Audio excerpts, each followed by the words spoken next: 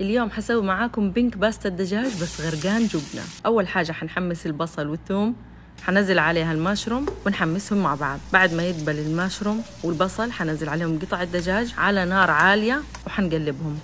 حنزل عليهم الفلفل الرومي، مكعبات مرق الدجاج، فلفل أسود، بابريكا وأوريغانو.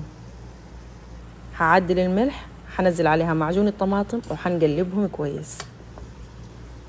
وكده بعد ما استوى الدجاج حننزل عليهم كريمة الطبخ وجبنة مثلثات أو جبنة كاسات. حنتركها تغلي وتتسبك وحننزل عليها المكرونة المسلوقة. آخر حاجة حنرش عليها جبنة موزاريلا ونغرقها جبنة. أول ما نضيف جبنة الموزاريلا حنطفي النار، وكده خلاص صارت جاهزة معانا. تستاهلكم ولازم تجربوها، وبالعافية علينا وعليكم.